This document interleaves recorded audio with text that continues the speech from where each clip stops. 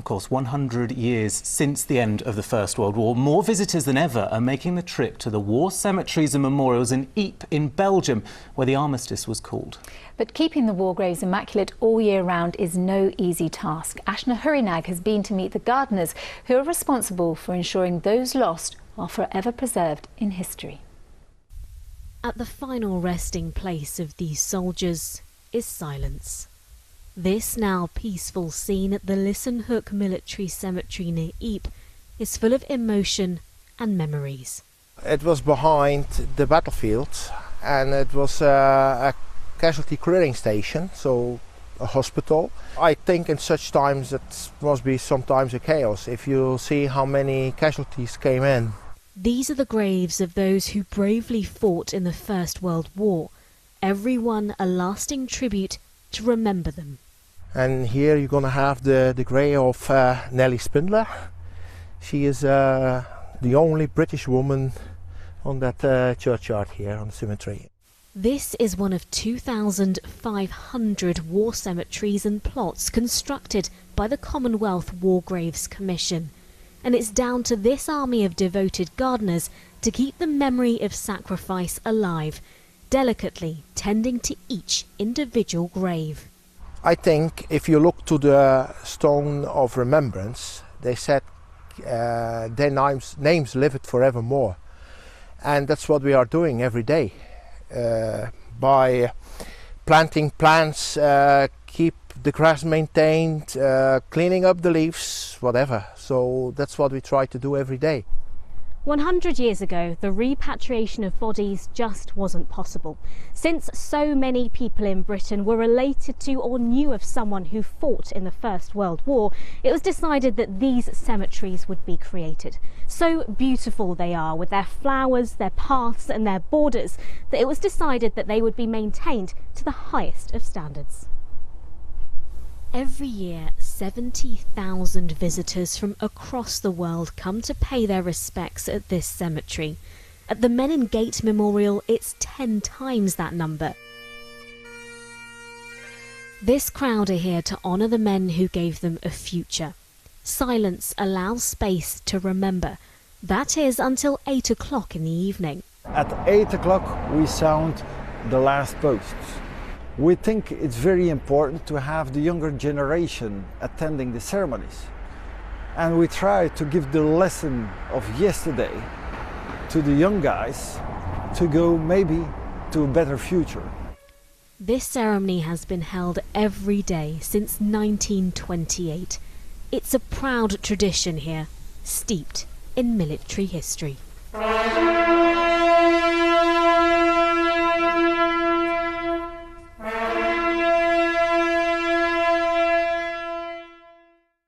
Well, Ashna joins us from Ypres. Ashna, we saw the huge crowd at the end of your report there. Clearly, Remembrance Day is a huge part of lives there. What's the atmosphere been like in the town? Well, it's been an incredibly sobering experience being here these past couple of days. I have to say, seeing all the people that have come here from all walks of life, from all over the country, just to pay their respects to those who gave their lives. Some of them have been laying wreaths, others have been just simply laying individual poppies on the names of those who are engraved in this Men in Gate Memorial behind me here in Ypres. And Ypres, as we know, is a town that's been incredibly central to the Great War. I've been speaking to the Director of Tourism here about what the importance of remembrance is for those living in Ypres. It's extremely important. I mean, this is the place where hundreds of thousands of lives were lost during the First World War. These hundreds of thousands of people are still in this area. They are buried in the cemeteries. Their names are on the monuments. People come here and see this area as a sacred area. They come to commemorate their dead. So for the city of Ypres has the task to help organizing this commemoration and to honor the sacrifice of all these young men that left their lives here in Ypres. And Ashna, it's hugely significant Armistice Day this year, of course, with it being the centenary. No doubt many people from home will be heading to where you are this weekend. What events are planned? Well, David, as we know, Sunday marks 100 years since the white flag was raised and Armistice Day became what it is today. There are a number of events planned in Ypres. There's going to be a parade and a special last post ceremony. Now, one of those that's going to be recognised is Harry Patch. He fought in the Battle of Passchendaele in 1917. Harry, who's from Bath, actually survived the war, and he went on to live a really fruitful life, but survived until and died when he was 111. Now, 10 years ago, he spoke to ITV News about his memories from the trenches, which we heard in last night's programme. Tonight, he speaks to us in his own words about his wounds.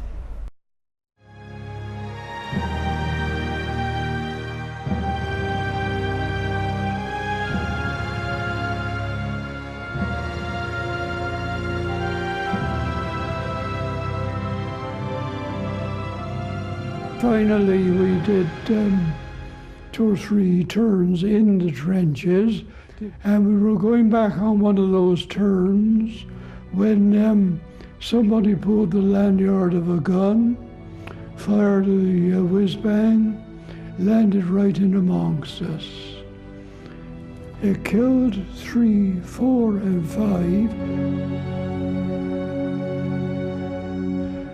5. It wounded me. And piece of shrapnel, it must have hit something in the ground or something hard. It was 2 inches long, ½ an inch wide, jagged edge, hit me in the groin. It was only a scratch, really, you could see it. And I must have passed out. I don't know how long I lay there. The next thing I knew, I was in a dressing station. And the doctor came the next evening.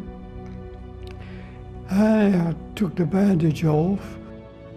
He said, would you like me to take that shrapnel out? No, he said, before you say yes, there's no anesthetic in the camp. So I thought for a minute. So, well, I don't know. The pain was intense. Says, yes, go on getting out. How long will you be? He said 2 minutes. I could have bloody killed him in those 2 minutes. But anyway, he got it out. And he said, do you want this as a souvenir? I said, I've had the bloody stuff long enough as it is. I never had it.